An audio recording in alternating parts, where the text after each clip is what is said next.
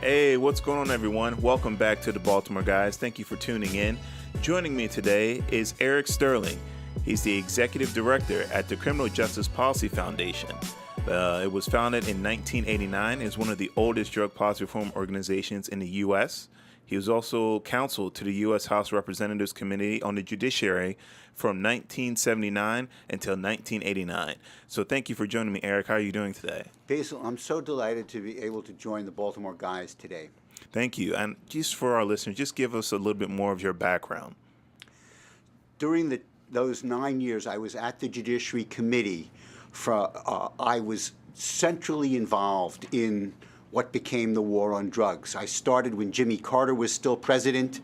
Marijuana decriminalization was still legislation that was pending in the House of Representatives.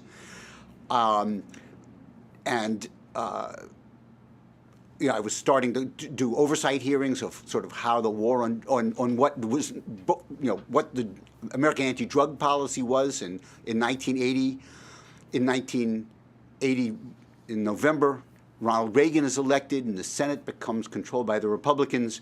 And so by the early 1980s, we're seeing a big shift, the rise of cocaine use, cocaine-related overdose deaths, violence associated with that, and the language and the rhetoric of the war on drugs commenced as we sort of know it now. And so by the mid-1980s, as I'm working on drug issues, the rise of crack cocaine. I was also involved in federal laws dealing with organized crime and money laundering and pornography and gun control. So all of these issues that I was involved in, but drugs was in some way the highest profile one. And so I was there in 1986 when Maryland basketball star Len Bias died from using cocaine in June of '86. And I was at the center then in 1986 of the Democrats' effort to exploit his death for partisan political purposes, which resulted in the creation of the infamous mandatory minimum drug laws. Mm-hmm. I was there when the Democrats did this again in 1988, and I was sickened by it. I was sickened by the way I saw Congress working, and I knew that we had to change our drug policy, and I was able in 1988 to find an opportunity then to leave and start this organization, the Criminal Justice Policy Foundation.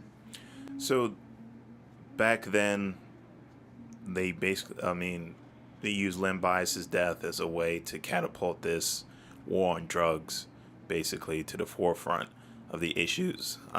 You said that this was more important than violence, child pornography, etc. Why do you think that? Why do you think that the drugs was the main focus?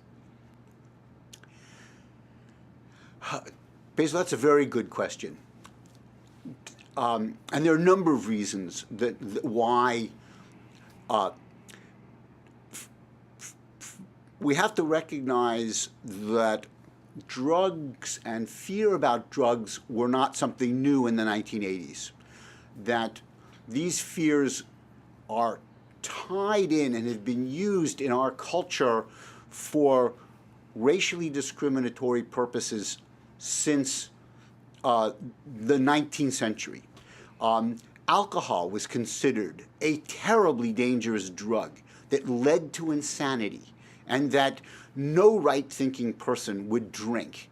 And this was common in the mid-19th century, that that the anti-slavery movement and the temperance movement were tied together with progressive ideas. And so, if you were an educated person, you knew that alcohol was a terrible, terrible drug that led to sin and violence and so forth. And of course, it was also associated with inferior people, the Irish, the Italians, the Jews, Eastern Europeans of all different kinds. And so it served a role in the maintenance of class power and cultural power of the established English and Protestant types that controlled economic and social power. as immigration evolved from Europeans to Asians with the construction of railroads and mining, and Chinese began coming in, then anti-Chinese attitudes got associated with their use of smoking of opium. And so the great vice of the seduction of white women by Chinese men became known as the white slave traffic. And white slavery was associated with opium dens, not opium parlors, but opium dens. And American labor unions then supported anti-opium laws as a way to stigmatize Chinese workers who worked hard on the railroads, worked hard in mines, worked hard wherever they could, as immigrants always have. By the early 20th century, as the children and grandchildren of the freed slaves are entering into the economy, they are becoming professionals, they're educated in college, they're becoming doctors and lawyers and business people and shop owners and owning their own businesses. The white reaction to suppress that began to use drugs as one of the ways to identify blacks as dangerous and to push them back and push back their economic and social advancement. And so very, very explicitly in the early 20th century, in the period 1910, 1915, in this era, this is the exact era when lynching was escalating, when the modern Ku Klux Klan was growing most dramatically.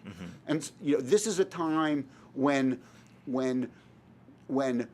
the New York Times would quote the chief of police in Atlanta and say that the rape of white women in the South is due to the cocainized Negro brain. This kind of exaggeration, this kind of racializing of the narcotics problem was designed to maintain white privilege. That was its purpose.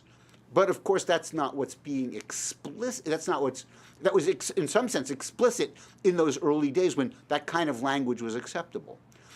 Drugs are used again in the 1930s during the competition for jobs during the Great Depression, when unemployment is 25%, when you have enormous migration. You have white farmers from the Dust Bowl of the Midwest fleeing to California, finding Mexican Americans whose families have for generations been farmers and landowners, suddenly finding they use marijuana, this dangerous drug that drives them insane, and again drugs are used. This happens again during the 1940s in the post-World War II era as segregation is beginning to break down, as the army is integrated by order of President Truman. We sometimes forget how during World War II, during the labor shortages, jobs that had been historic white-only jobs are now being opened up to people of color. African Americans were allowed to start operating the streetcars in Philadelphia, which set off days of race riots in Philadelphia, where whites said, you can't do it. Now, this is just a few years before I'm born. This is in the lifespan of my parents. Right. And so we're the heroin epidemic of the 40s and early 50s, the language that the communist Chinese are spreading heroin to America to undermine America. That this is somehow this tool of foreign policy. In the 60s, again, when the heroin epidemic begins to grow in places in New York, completely abetted by the corruption in the New York City Police Department, well, this becomes the fault of liberal social policies. That crime and drug addiction is the fault of liberal social policies, not corrupt police that are aiding and abetting the traffic in heroin. And of course, this is all New York City, Harlem, African Americans, black people. This played into the construct of how Americans saw drugs, and this is coming out again in the 1980s. And so the kinds of the situation with Len Bias's death is really a moment in the 1980s. Already the war on drugs was going on because there had been this reaction in the early 80s, in the late 70s and early 80s, to the dramatic increase in high school marijuana use. There was a marijuana epidemic in the late 1970s. The national data was 1 out of 10 high school seniors was getting stoned every day. Now that's a hell of a lot of kids getting stoned every day. I bet that number's way up. Well, no. The number is way down. Is it? The number is way down. And marijuana legalization has not been followed by any increase in teenage marijuana use. Not in Colorado, not in Oregon, not in California. This is not happening. All of the BS rhetoric about, how marijuana legalization will lead to an epidemic of teenage marijuana use is simply not happening. So that proves everything wrong. So then first question is, during your time in the House of Representatives, what were those conversations like? Because I'm sure people aren't using the language like, hey, we're trying to set black people up. But no, you're right. But what are those meetings like? Because I'm sure you're sitting there and you're just like, wait a minute. What's going on here? So you're questioning stuff, but at the same time, So what's going on is, if we think about sort of drug issues, and we pay attention, they're periodic kind of flashes in the pan. Suddenly there's a new terrible drug epidemic taking place. A decade ago, we had a methamphetamine epidemic. It was going to sweep the country. There was cocaine. There was crocodile. There are different forms. There's this drug. There was a salvia. There were constantly, our children are constantly at risk of one more deadly kind of drug after another. Mm-hmm.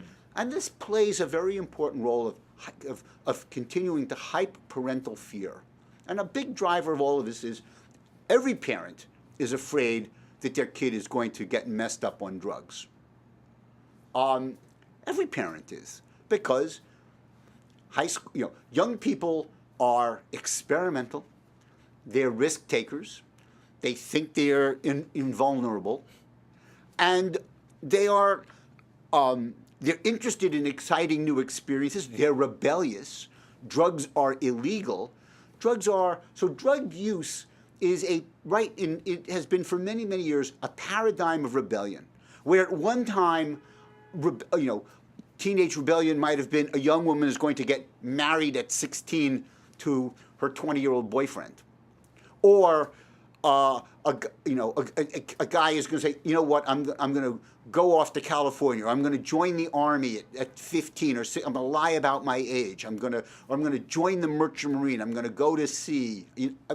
There have always been forms of youthful rebellion and escape. There's a way in which drug use now serves that role in a very, very ultimately innocuous way. The kid stays home, the kid stays in school. Maybe many, many kids are graduating from high school. High school graduation rates are up. But kids are rebelling by doing this unapproved thing. Many, many more people survive their drug use than are actually harmed by it. We see, of course, the harms. But the conversations that are taking place were conversations of great fear. That cocaine was destroying, the National Basketball League, or the NFL, or Major League Baseball, sort of all of the scandals of cocaine. The violence, the the war, the battle between traffickers for control of these markets, the Colombians versus the Cubans in Miami, machine gun battles, fighting for turf. The rise of crack, and the crack phenomenon was very scary. It was perceived as and presented very much as a urban problem, i.e. black, which will spill out into the white suburbs, that this is a menace that needs to be stopped to protect white suburbs from crack. Now, the data very quickly showed that whites were using crack at equal rates that blacks were, and that because it has been a majority black country, and certainly was then, the overwhelming majority of all crack users were white. There was this crazy narrative that got created that somehow, well, crack is a black drug, powder cocaine is a white drug. I mean, it's BS. It wasn't true, but even well-meaning African American judges and others, with other. I mean, I mentioned a judge because I heard an African American judge say this at a drug conference that I attended. Mm-hmm. There became buy-in of this, and how did people know this? Well, because Channel 5 sent a TV truck down to Martin Luther King Jr. Avenue, and they saw men sitting on stoops smoking cocaine. See, we know it's a black drug, right? We didn't go to the DoubleTree Hotel on, Rockville Pike and see whites, smoking crack in their cars in the parking lot and then going into the disco or whatever. I mean, it was, the whole presentation always was around race. This is also taking place during the time of great fear around AIDS. That, in the early 80s, suddenly there is this terrible disease that's killing gay men, and then we're discovering it's injecting drug users. And so I remember a briefing of the House Select Committee on Narcotics Abuse and Control. It's a briefing on HIV and injecting drug use. And a scientist is explaining that the sharing of needles means that blood which has HIV is shared. Right. And so the disease is transmitted. And a member of Congress, and I wish I remember who it was, suddenly perks up. It's like a light bulb goes off. He says, this is going to solve the heroin problem, because they're all going to die. This is going to, this will solve the heroin problem. Will go away because they'll all die, and that's a good thing, because throughout all of this, going back to the 19th century, this is always about the others, the other disfavored people, and drugs have been tied in as a means of control, and a means not only of control, but of slandering, of saying these are dangerous people, they are immoral, they're lazy, they're indolent, they use drugs, we can't trust them, don't hire them, don't let them live with you, because these vices, and so drugs is this vice, and it's contagious. If they'll seduce your wives, your children, your boys. This is dangerous. Now, in part, aside from the historical racial character, that this became very, very clear to me actually after I left the committee in the 90s. Mm-hmm. Let me explain just this one thing. Mm-hmm. There was a very important study done in the early 1970s of incarceration, in which a very prominent criminologist, Al Blumstein at Carnegie Mellon, and Jacqueline Cohen, his co-author, said, we look at the rate of incarceration, and from 1920 to 1970, the rate of incarceration is roughly level, about 110, 120 per 100,000. It doesn't move very much. Now, this is from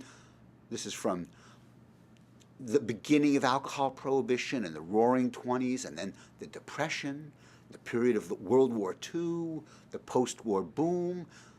Even the '60s, the rate of incarceration doesn't change. Mm-hmm. And this reflects, decisions by police all over the country, local police, state police, chiefs of police, judges, prosecutors, who we're going to prosecute, how long the sentence is going to be. And so the sociologists say, well, this is a real phenomenon. They compared it to Norway, similar long period, half a century. That's a long time in our history. And so a paper is published in which the authors talk about a theory of the stability of punishment. And the paper is barely printed before we start seeing changes in the rate of incarceration. And I've heard, and it was hearing Blumstein lecture at conferences that this insight came to me. By the 1990s, the rate of incarceration had started going up at a very dramatic, steep curve. So that from 110 per 100,000, it's now, over 700 per 100,000 now. And it's thousands for African Americans per 100,000.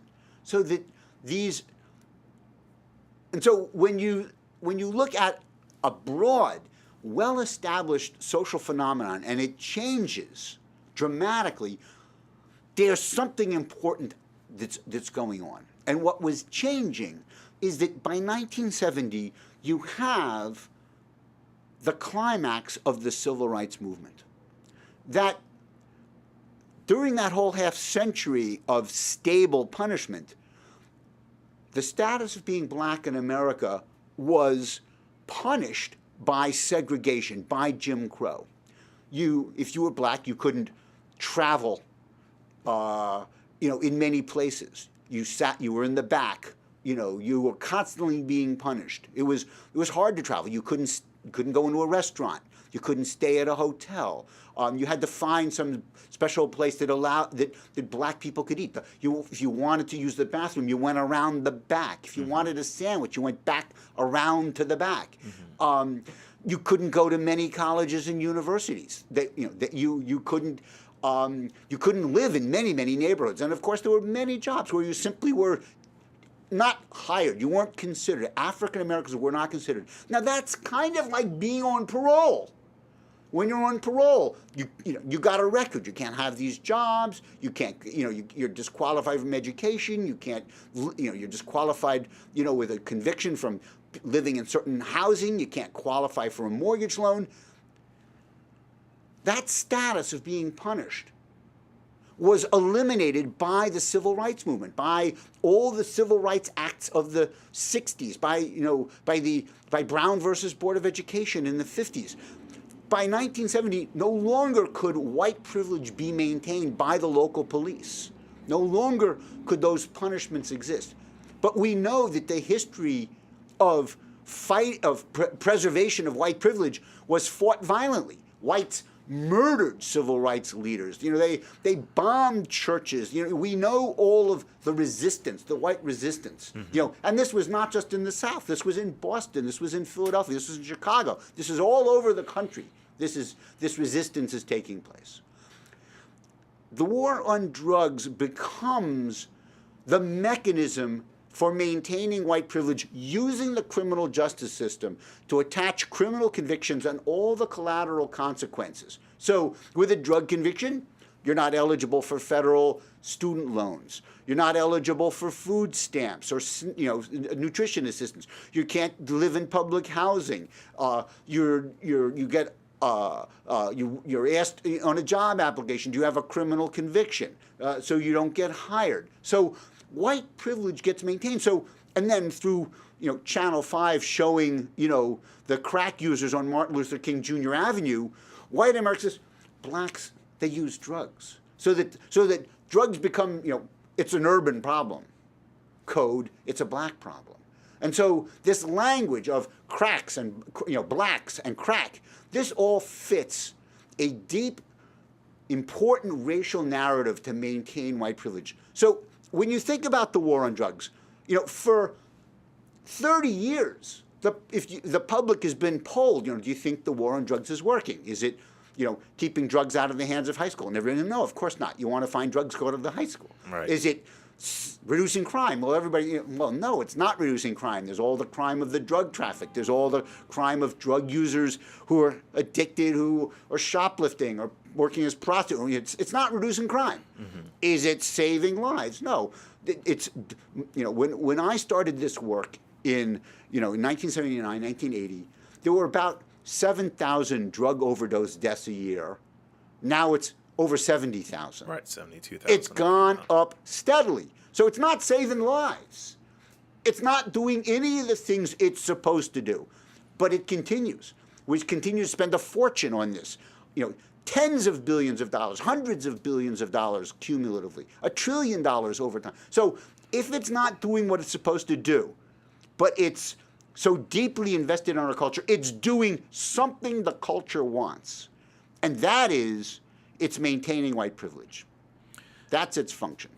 So as the executive director for the Justice Policy Foundation, I wanted to get your thoughts on the prison strikes.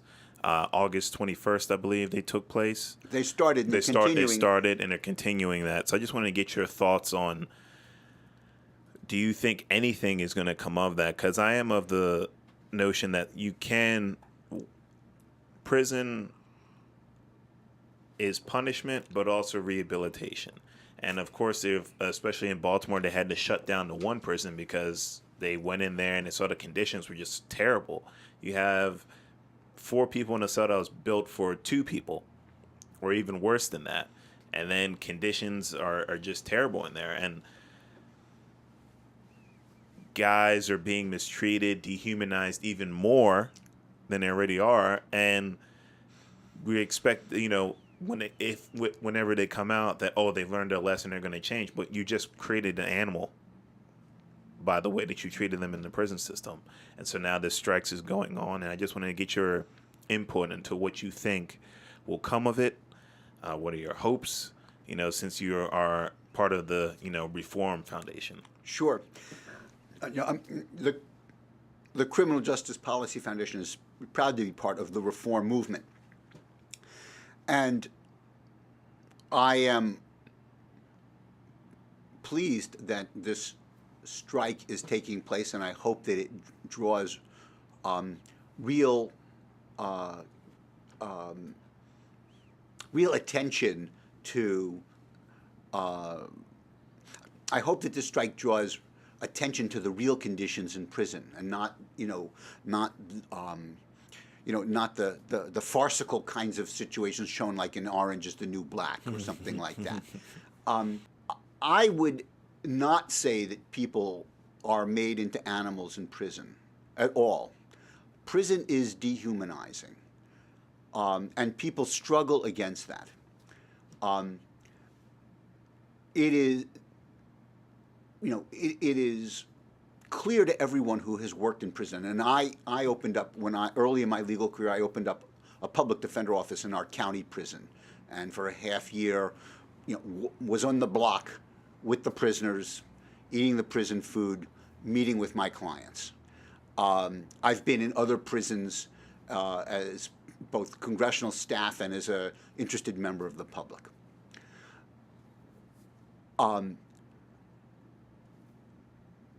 You struggle to survive in prison. It is noisy. It is chaotic. It is often dangerous. It is dehumanizing. Affection is seen as weakness. It is very risky, and because prison is segregated by gender, the kinds of normal male-female interactions don't take place. So it is a very, very tough place to survive. Many, many people survive. And many, many people have profound conversion experiences. Many people grow up, sadly, in prison, and they leave and they never come back. Many people come back not because, quote, they haven't learned their lesson. They come back because there is no change in the economic and social circumstances that they live in that support them in not going back. To stay out of prison, you need a job, and you need a home. You need to be integrated into the community. We set it up so it's almost impossible to get a job. Our current approach is that every time you're asked about your background, you have to report, well, I have a felony conviction, or I have a criminal conviction. Well, let's assume that the criminal conviction was you served 1 year. Let's say you got a fine. Maybe you didn't. Maybe you served 30. Maybe you only did time served. You did 3 months or whatever.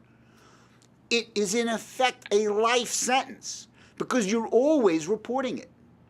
So my proposal, and I'm going to be working to develop, I hope what I call a clean slate law. That in the clean slate law, the law would say that 5 years after you've completed your sentence, if you have not been rearrested, you get to say, as a matter of law, you have no conviction. Because we will automatically wipe sentences clean after a period of time, so that the sentence is over. In our language, at the end of a sentence, there's a period. Why in the criminal justice system is there no period? It doesn't matter what the judge says. He's giving you a life sentence. When you get arrested, you're facing a life sentence when your attorney says, well, I think a plea bargain is your best way out. The plea bargain becomes a life sentence. We have to end that. And so the prison strike, to the extent that the news media take it seriously and are able to put it on the national agenda, but there is very, very little room on the national agenda. The national agenda is being crowded out by Donald Trump and Donald Trump's criminal cohort.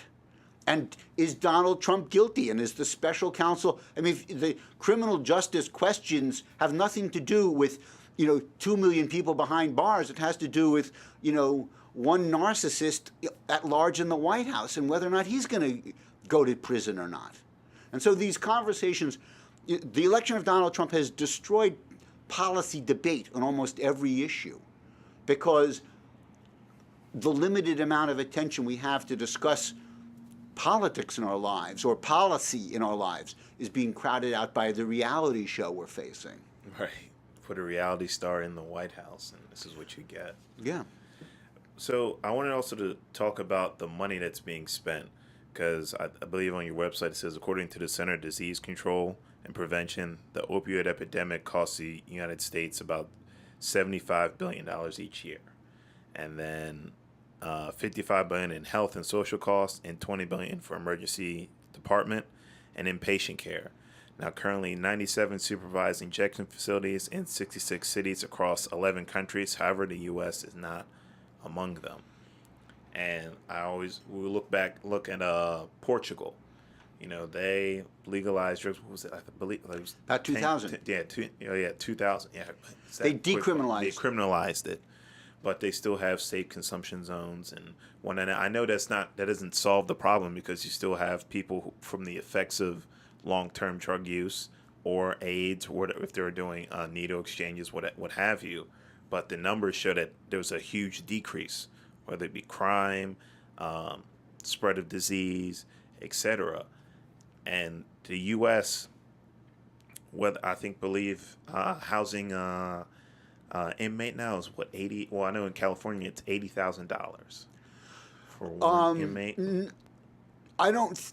If that is the average, if that's the cost in California, that's way, way over the national average. The national average is much closer to, let's say, $30,000. Okay, but my point is that the money... It's still a lot of money. It's still a lot of money. It's a lot of money. And what measures do you think the U.S. needs to do as far as spending money correctly, I guess you can say? Right. Or let me just show you one chart, and this is a little dated. When President Clinton brought in his new drug czar, General Barry McCaffrey, the drug czar is supposed to issue an annual drug strategy, and he started producing this very nice, this very nice glossy, study, and because people were challenging whether or not the war on drugs made sense, there was this claim that drug policy is working. Now, you don't typically have to defend your policy if it makes sense. Right. These particular charts are interesting in their BS character. This one, for example, talks about how our cocaine supply effort is working because for Bolivia and Peru, the amount is going down, but they leave out Colombia. Which became, and so, this year, Colombia is producing more cocaine than it has ever had. We are very focused on our heroin epidemic, but more African Americans are dying from cocaine overdoses than from heroin overdoses right now. But we're in a heroin narrative, and we're focused on heroin and and fentanyl and the opioids. And we're ignoring because when it comes to drug enforcement, it's hard to chew gum and walk at the same time. Right. This chart, this is a BS chart about marijuana use. And so, what it shows, actually, this red line is marijuana use going up, and they get to sort of, they don't think anybody's really paying attention. They'll read the headline, but this chart actually shows that marijuana use is going up when they claim that drug policy is working. This chart is the most revealing and goes to your question about spending. This is national drug control funding trend up. This shows how every year more and more billions and billions of dollars are being spent on the war on drugs. So if you're a drug policy bureaucrat, the war on drugs is working because each year your budget is bigger. Your budget, Congress will shovel more money into the DEA than it asks for, or the other enforcement agencies. And that was part of what I witnessed. And that's happening now. More and more money going into enforcement. And the rhetoric still, there's a lot of rhetoric around cracking down. The Washington Post, reports on today that the Attorney General is doing a big crackdown. When they're out in Ohio, cracking down. The big costs of our drug policy are certainly healthcare costs, but they're the biggest costs are the costs in wasted life, in people who can't earn, who are in prison, people who can't earn because they have a conviction. And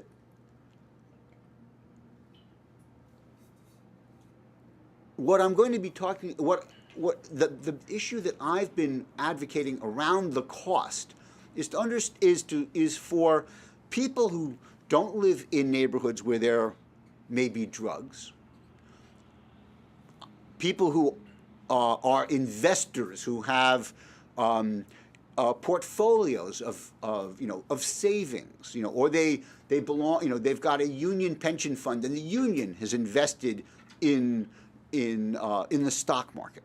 And we look at the stock market's booming, and everybody's investments are going up. But in reality, our economy is much, much weaker than it should be, because much weaker.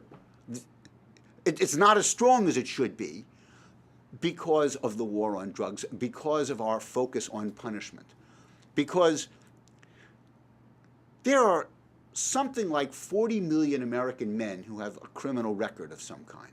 Mm-hmm. Now, they're only, maybe 110 million American men.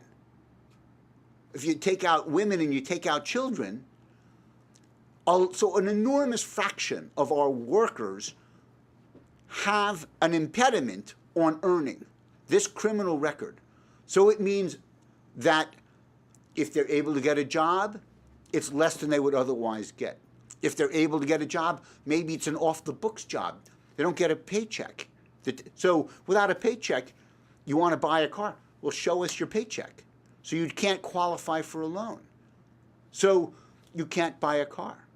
So you think about the auto industry. I mean, throughout, from the 1920s until the war on drugs, the auto industry was a big booming industry. And now, suddenly we had to the auto industry is going in bankruptcy and have to bail out the biggest corporations in America. Well, up until the war on drugs, you had 250,000 men in prison. Now you've got more than 2 million men in prison. Well, men in prison don't need cars. People on parole who can't get a car loan can't buy cars. So that, in fact, the rate of buying cars in America is the rate of increase is half the rate of increase of the population growth. And that's in large part because of our war on drugs. So if we had people who had jobs with paychecks because they had no conviction or they had a clean slate, they'd be able to get a car. The car industry would grow. They would be able to get, instead of being housed in prison, you have millions of people who would be living in apartment buildings or living in houses or buying houses. So housing construction would go up. People would qualify for mortgages. They would buy a home. They'd be able to invest and begin to build some equity. Well, all of that's not taking place. So let's say I sell shoes, and so a guy's walking down the street, and I'm a retail shoe guy, and I got a sign that says, 30% off now, and the guy says, gee, I need a new pair of shoes, but I don't have a credit card because I have a felony conviction. So I can't go in and buy a pair of shoes. So whether it's whatever is sold. So you take the city of Baltimore. The whole economy of the city of Baltimore is undermined by the war on drugs. Every legitimate business person, every person who sells anything in Baltimore is selling less of it because of the war on drugs. So that, so you've got the war on drugs, which makes people homeless, keeps people unemployed. So those people are living in abandoned houses. There are neighborhoods then that are, quote, bad neighborhoods. So if I'm addicted to drugs and I have no job, well, because of our drug policy of driving the price of drugs up, that's the role of drug enforcement, making it more expensive. It means more money is going to the criminals. Well, if I'm getting that money illegally, I'm preying on the community. So insurance costs go up. Everybody's got to spend money on security, bars on their doors, video cameras, surveillance. My insurance rates go up. So I want to open up a business. Well, I have to pay more insurance. I need to hire a security guard. These are all costs that are weakening the economy of doing legitimate business. So these deter people from investing in the neighborhood where the drug crime is. So here's what I think we should be doing. And the opioid epidemic gives us a window into doing this. The tragedy of the opioid epidemic is now all over America. No matter what your class or race is, you know somebody who's got a drug problem. You may know somebody who's died from an overdose. Mm-hmm. When I speak to middle-class audiences and ask, how many of you know somebody who has a drug problem? Or, almost everybody raises their hand. How many of you know somebody who died from a drug overdose? Half the audience raises their hand. What we want if it was my kid, I want something to take care of my kid. I want to minimize my kid's suffering. I want to protect my kid. I want to save my kid's life. And a drug policy must be now about saving lives and minimizing suffering. Historically, the language is all about supply reduction, cracking down, locking up dealers, interfering in the supply. That's crap. It's not work. It can't work. It can't work for a very simple economic reason. The goal of all of this enforcement is to drive the price up. And what we know is when an enterprise becomes more profitable, more people are going to go into it. Drug enforcement is a price support mechanism for dope dealers. Dope dealing is profitable and lucrative because of the DEA, because of the Baltimore Police narcotics enforcement, because of the state police narcotics enforcement. That's what makes dope dealing profitable. What we want for our family members is to not be impoverished by drugs. We don't want them going to jail for drugs. We don't want their lives to be all about drugs and all about hunting for drugs.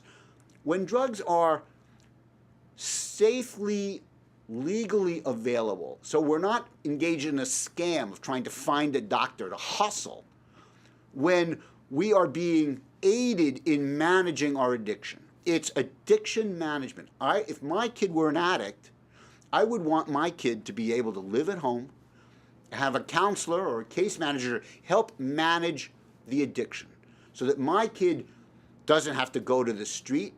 My kid can continue to go to school. My kid can sit at the dinner table. I don't have to worry that the kid's stealing money, because the kid doesn't have to steal money because dope is cheap. It's only illegal dope that's so expensive. So I don't want to impoverish my family. I don't want my kids stealing from us. I don't have to kick my kid out of the house. I don't have to worry that my kid's becoming a thief or a prostitute. I want a system that is about loving drug users, because drug users are in our families. And that what we know is that when we love and support people who have problems, they get better. When we shame people, when we alienate them, people don't get better when they're made homeless. People don't get better when they're sent to prison. People don't get better when they're ashamed.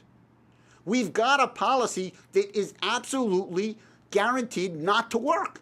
It won't work economically. It doesn't work psychologically. It doesn't work in justice terms. Cracking down does not deter behavior.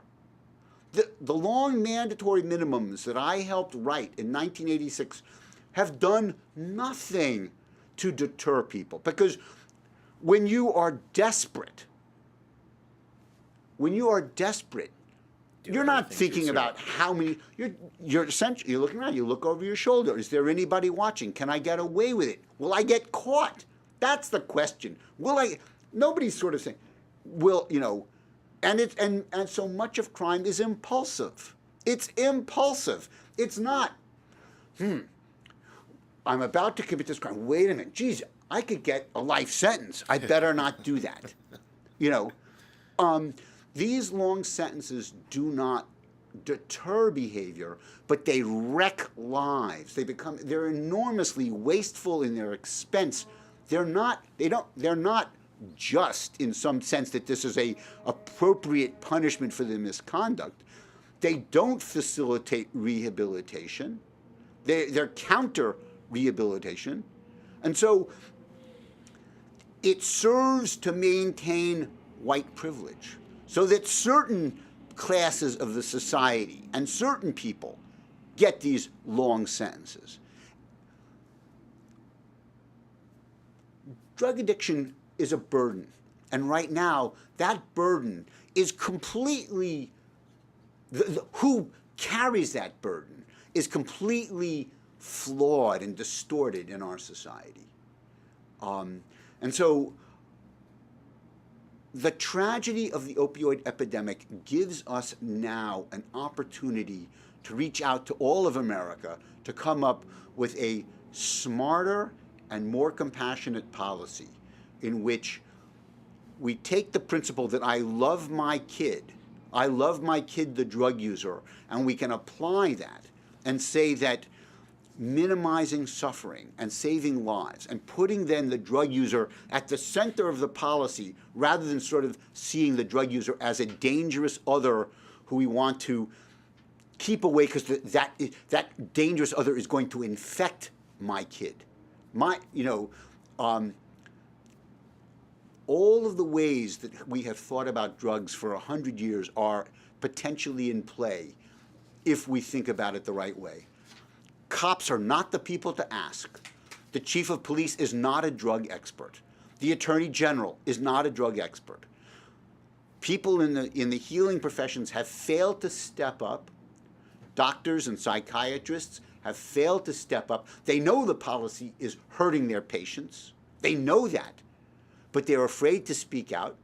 They're in some ways dependent on the stream of money that comes into them through the justice system. So somebody's on probation or parole and they're in treatment. Well, people should be in treatment if they want it. But we need to recognize that many people don't want to be in treatment. And that to use drugs is not morally wrong. It's a health problem. It's not morally wrong to drink. It's not morally wrong to get drunk. It's not morally wrong to smoke cigarettes. These things may be unwise and they may be unhealthy, but it's not behavior that deserves punishment. And we're completely flawed to think that we're going to use the hammer of the justice system to change people's psychology and change their behavior when they don't deserve punishment. Punishment is not a tool for social change. It is a tool for social destruction. And that's what we have embraced. And so so we are in grave danger. A generation has been wasted not on drugs, but on drug enforcement. Drug enforcement has wasted generations. That's what we need to stop. I want to go back to what you said regarding doctors scared, knowing that this is hurting their patients. And I wanted to talk about the pharmaceutical industry. And I did a podcast with a friend of mine, and she talked about how she was taking prescription pills to help her sleep because she had a hard time sleeping due to her busy schedule.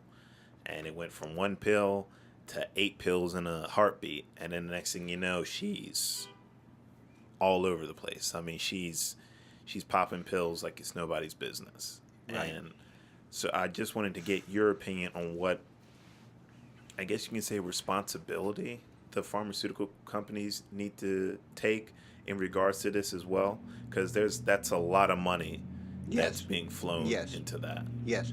The experience of people who are using legal drugs and losing control of their drug use has been a critical problem, and we haven't yet confronted it adequately.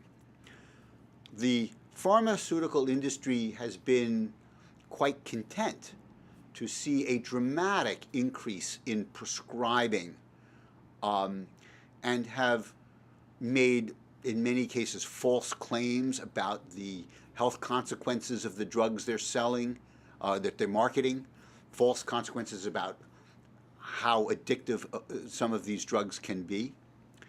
And they are responsible for their falsity, and they are responsible for not providing adequate caution. They're, I could tell you a different story. This is a story of a high school senior whose dentist tells her you've got wisdom teeth that need to be removed. And she goes to the oral surgeon, and at the conclusion of the procedure, the oral surgeon gives her 20 pills for narcotics in addition to a high dose of ibuprofen. Prescription ibuprofen. Prescription ibuprofen, which is not addictive. It's not habit forming. and it can be highly effective. And so the high school senior may miss a day. She posts on Facebook, "Hey, wow! I'm home. I just had my wisdom teeth out. Oh, I don't feel so good." Well, for most of the patients, they very quickly, within a day or two, the pain is quite manageable. The ibuprofen works. They don't need the narcotics. But posting on Facebook, there are now hundreds of high school friends who know, chances are, this young woman got some narcotics from her dentist. I come over and visit her just to sort of cheer her up after her surgery. I gotta pee. Where's the bathroom? Oh, here are my friend's narcotics. Well, she's not gonna miss these, and I can sell each of these for $50 a piece, or I just took 10, so I just got $500 worth of dope on the street. The family keeps it around. Our insurance paid for this. I had to pay whatever the copay was for the drug. So I've got 6 months later, the plumber has to come and fix the toilet, or the electrician has to come to fix something, or whatever. Goes into the bathroom. Oh, look at this. Vicodin. It's been here 6 months. Nobody's going to care about this. I'm just going to, who's going to know I took it? So the companies have protocols of prescribing that are so grossly excessive that these drugs go to the street. They go to illicit uses. I think that the key question, though, is what is the nature of the addiction? What happened to your friend who's using pills to sleep? There is, unfortunately, in modern medicine, this idea that if I go to the doctor, I want the doctor to give me a prescription. How do I know, that they've done anything? If the doctor said, your problem, I think, may be you're not getting enough exercise, so your body's not actually tired. You are staying up too late on Facebook and doing other kinds of things on your computer, and so your brain has trouble calming down from the stimulation, from the electronic screen stimulation. You need to stop doing that 2 hours before you want to go to bed. You are, at dinner you're having Coca-Cola or Mountain Dew, and you're having caffeine at bedtime. Let's figure out what are the things in your lifestyle that may be contributing to your problem that we're not just going to kill with a pill. Or you are, you've got anxiety about certain kinds of issues. What can we do to address those? Maybe would it be helpful to talk to a therapist? What are the things we can do that aren't involving the use of addictive drugs as our first response? The doctor, the primary care physician, I've got 5 minutes to see my patient. They say they can't sleep. Here's a prescription. Oh, doctor, thank you so much. No problem. Any guidance? Warnings? Yeah. No. When narcotics are prescribed, there ought to be a very explicit, every time narcotics are prescribed, there ought to be naloxone, given out in case there's an overdose, in case somebody accidentally takes more than they should. Naloxone should be distributed like condoms, free. They shouldn't be kept, in the fire truck or in the cop car's first aid kit, so you have to dial 911 and explain to the dispatcher, and the dispatcher has to find if there's somebody nearby, and then we're going to send them, and wait a minute, there are drugs here, and am I going to clean up the drugs before I call the cops? And meanwhile, the person's not breathing. Right. Every drug user should have access to naloxone. They ought to be carrying it around it ought to be in everybody's purse. It ought to be in every first aid kit You know, we have in many bathrooms, we started putting in sharps containers where people will, so that the needles don't just get left lying around or thrown in the trash. There ought to be naloxone. There ought to be drug testing strips. We have very simple ways to test for fentanyl. Drug users should be given out. Fortunately, Maryland changed the law. The Maryland chapter of the National Coalition on Alcoholism and Drug Dependence was able to change Maryland's drug dependence law. Was able to change Maryland's drug paraphernalia law so that testing strips are now legal. They're not illegal drug paraphernalia. We ought to be encouraging people. Test your drugs. Here's the technology. Here's how you get it. Our goal should be saving lives. Saving the lives of drug users until we believe that drug users' lives are worth saving. We want to save them, that they are people just like us. Then drug policy overall will change. And we're no longer saying, Chief of Police, what should we do? Right. State's Attorney, what should we do? Attorney General, what do you recommend? And so Governor Hogan's, thing, yeah, there's some scraps for more treatment, yes, but we don't yet have a strategy that is committed and focused and understands what it will take to save lives. So in closing, if you could just let everyone know how they can get more information with the foundation, how they can contribute and, get in contact with you if they have any questions or need help, any assistance. Sure. I don't know how much assistance I can provide, but I'm happy to speak and share my ideas. I'm happy to meet with your church, your pastor, your state delegate, your senator. Go to your civic or neighborhood association. And so my name is Eric Sterling, and you can reach me at esterling@cjpf.org. That's like CJPF is like Charlie, John, Peter, Frank.org for the Criminal Justice Policy Foundation. And our website is www.cjpf.org. Thank you so much for joining me, Mr. Sterling. I really appreciate it. Very informative. I really appreciate your time. Thank you for inviting me to be on your program, Basil, and all the best to you. All the best to you. Thank you. Thank you guys for listening and watching. I hope you enjoyed. Take care, and I'll see you next time.